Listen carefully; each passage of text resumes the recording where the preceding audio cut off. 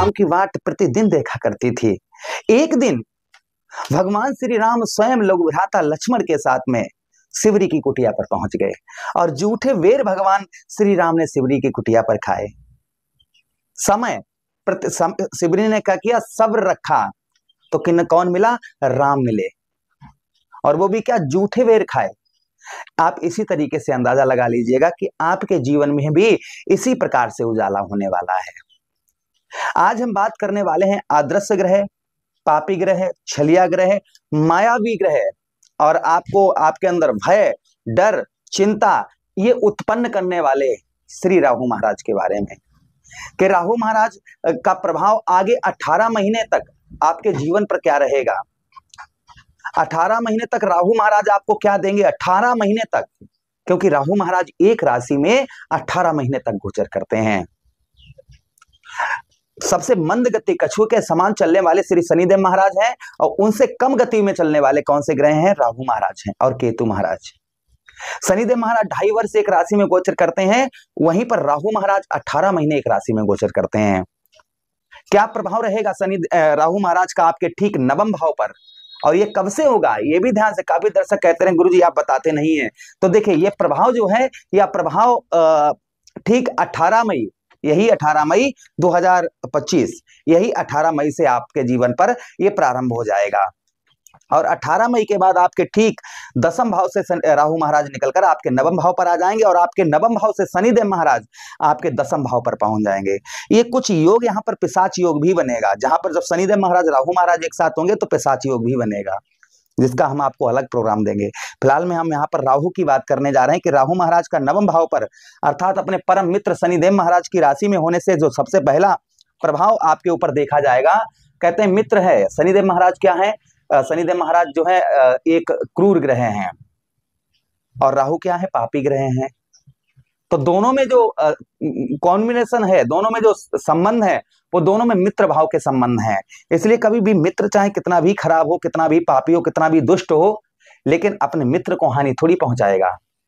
हाँ, खराब करने का प्रयास करेगा किंतु हानि नहीं पहुंचाएगा, जिधर से लेगा उधर से देगा जरूर। तो यहाँ पर राहु महाराज जो है आपके ठीक नवम भाव पर, नवम भाव भाई क्या है, नवम भाव हमारे भाग्य का स्थान है, तो भाग्य में परिवर्तन आपको देखने को मिलेगा शनिदेव महाराज की राशि में। इसलिए कुछ संघर्ष तो रहेगा, किंतु उस संघर्ष के बाद में जो सफलता प्राप्त होगी वो बड़ी लंबी सफलता प्राप्त होगी। यानी कि उस संघर्ष यानी मेहनत तो रहेगी, मेहनत के बाद में कुछ लंबी सफलता इन 18 महीनों में आपको सबसे प्रथम प्राप्त होगी। उसी के साथ ही साथ आगे हम बात करते हैं कि यहाँ पर भाग्य के क्षेत्र में कुछ कठिनाइयां भी आएंगी। मैं हमेशा जो सत्य होता है उसे सत्य बताने का प्रयास करता हूं, जो नहीं होता है वह नहीं, ऐसा नहीं कि सब ठीक है, अच्छा है, ये अच्छा होगा, वो जो है वह स्पष्ट बताना चाहिए। देखिए भाग्य में वृद्धि तो होगी, वृद्धि का मतलब होता है बढ़ना, कि भाग्य बढ़ेगा आगे, किंतु भाग्य को बढ़ाने के लिए आपको परिश्रम की, थोड़ी संघर्ष की, मेहनत की आवश्यकता रहेगी, जिससे आप अपने कार्यों को सिद्ध कर पाएंगे। उसी के साथ ही साथ आप गुप्त युतियों से यानी गुप्त मीन्स किसी को पता ना चले, ऐसी युतियों से अपने आप जब काम करेंगे तो राहु महाराज आपके भाग्य में वृद्धि 100% करेंगे, और आपके भाग्य को भी राहु महाराज यहाँ पर आपके बढ़ाएंगे। उसी के साथ ही साथ यहाँ पर कुछ आप नोटिस करेंगे कि अपने आप को कुछ दिखावा भी, संसार के सामने कुछ दिखावा भी आपका देखा जाएगा। उसी के साथ ही साथ में यहाँ पर सुख आपको यहाँ पर सुख प्राप्त होगा, ऐसा नहीं कि सुख ना प्राप्त हो, सुख की भी अनुभूति होती हुई नजर आएगी। और यहाँ पर आप जो है गुप्त युतियों से कुछ सफलता प्राप्त कर पाएंगे। राहु महाराज आपके, देखिए राहु महाराज जहां पर बैठते हैं वहां से 3 भाव और देखते हैं। राहु महाराज क्या करते हैं कि जहां पर बैठते हैं वहां से 3 भाव और देखते हैं। तो देखिए राहु महाराज के पास पंचम दृष्टि, सप्तम दृष्टि और नवम दृष्टियां, ये 3 दृष्टियां राहु महाराज के पास हैं। तो देखिए पहली 1 2 3 4 5 आपके लगन भाव पर पड़ेगी, और लगन लगने से आपके कौन है, बुध है, और बुध और राहु में जो संबंध है वो समभाव के हैं। तो यहाँ पर थोड़ा बहुत आपको कभी कभी मानसिक कष्ट परेशानी हो सकती है, लेकिन हाँ लाभ भी अच्छे देखे जाएंगे। इस बीच में आपका जो है चेहरे पर चमक, चेहरे पर ग्लो आपको देखने को मिलेगी। चेहरे का चमक है, चेहरे को ग्लो है, ये आपको देखने को मिलेगी। उसी के साथ ही साथ यहाँ पर आपके नए नए लोगों से राहु आपको मुलाकात करवाएंगे, नए नए लोगों से आपकी भेंट देखी जाएगी, नए नए लोग आपके संपर्क में अधिकतर आएंगे। 18 मई के बाद। ये नोटिस और आप करेंगे कि नए नए लोगों के साथ में आपका संपर्क, उठना बैठना ज्यादा हो जाएगा। पुराने कुछ मित्र यारों से आपका विवाद हो सकता है, कुछ पुराने मित्र यार आपके दूर हटते हुए नजर आएंगे। उसी के साथ ही साथ अगली राहु महाराज की दृष्टि आपके ठीक तृतीया भाव, आपके पराक्रम, आपके साहस भाव पर पड़ेगी। अब देखिए, आपके तृतीयेश कौन बनते हैं? आपके जो तीसरे भाव के स्वामी बनते हैं वह बनते हैं सूर्यदेव भगवान। ध्यान से समझिएगा, मैं कोई फेक वीडियो नहीं कभी बनाता हूं। जो एस्ट्रोलॉजी अर्थात ज्योतिष जो कहता है, हम उसी बात की चर्चा करते हैं। आपके तृतीया भाव जो है ये हमारा बृहत भाव होता है, हमारे पराक्रम का होता है, हमारे साहस का होता है। और हमारे तृतीय यानी कि तृतीया भाव के स्वामी कौन है?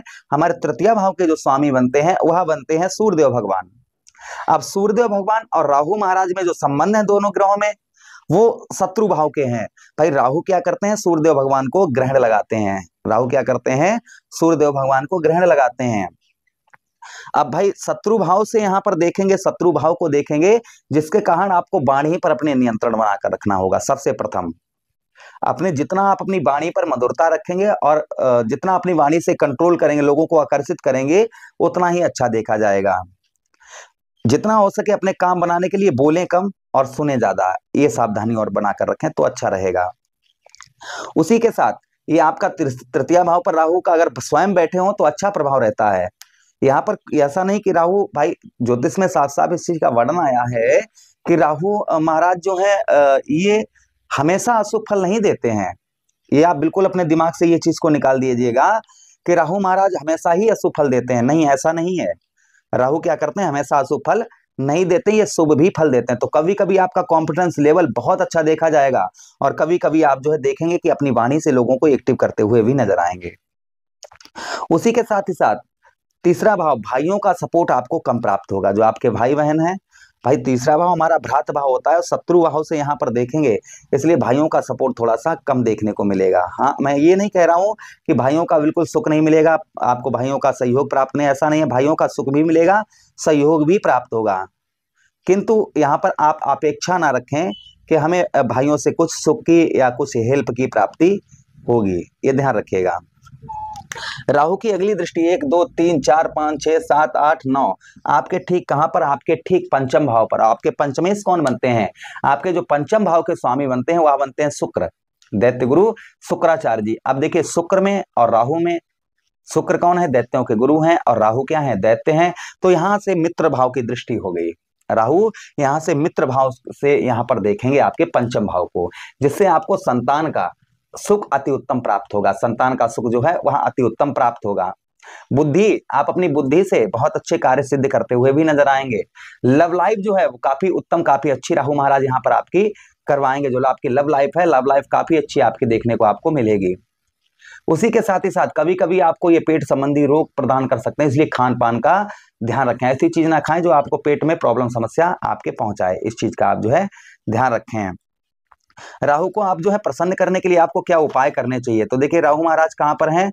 राहु आपके ठीक आपके नवम भाव अर्थात आपके भाग्य स्थान पर हैं। तो भाग्य स्थान अर्थात नवम भाव पर जो राहु महाराज के उपाय हैं, कच्चा कोयला ऊनी कपड़े में रखकर, कपड़ा नीला हो या काला हो, उसमें रखकर सर से 7 बार उल्टा घुमाकर बहते हुए जल में प्रभावित करें।